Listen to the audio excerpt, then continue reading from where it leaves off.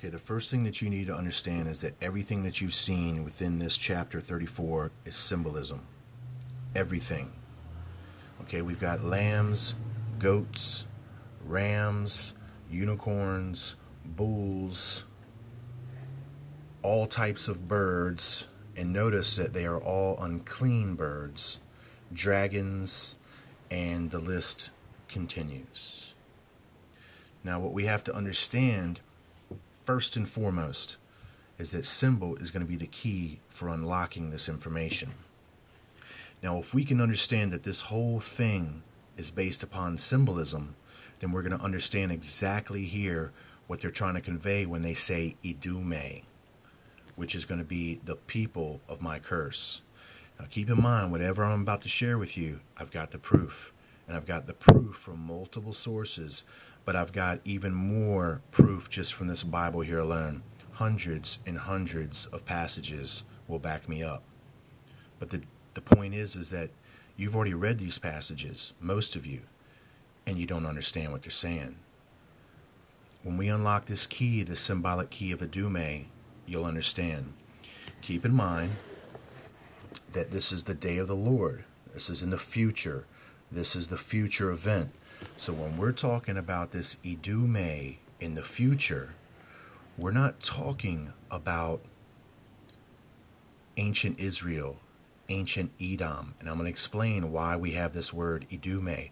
We're talking about a symbolic future representation of the unification of Edom and Judah as a symbol.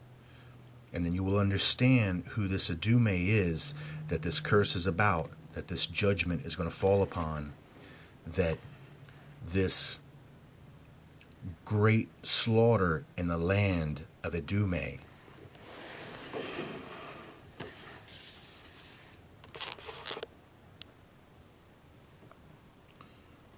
All right, I'm going to give you the information, just straightforward, and then I'm going to try to come back and break it down because the video timing is getting short here. Okay, so what we have here is that Idume is a unification of Edom and Judah. The Bible tells us that the Edomites were Israel's bitter enemy, and they are commonly called Gentiles.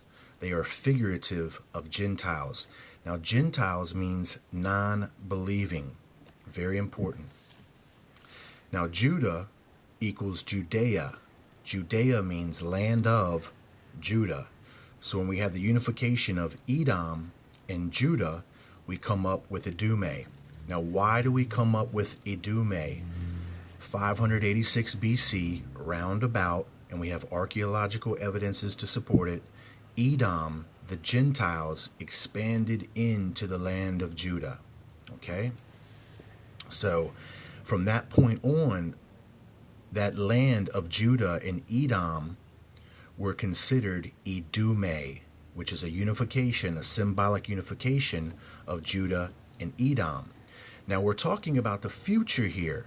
So this curse, which is Idume, is not going to be taking place at the ancient location of what we're talking.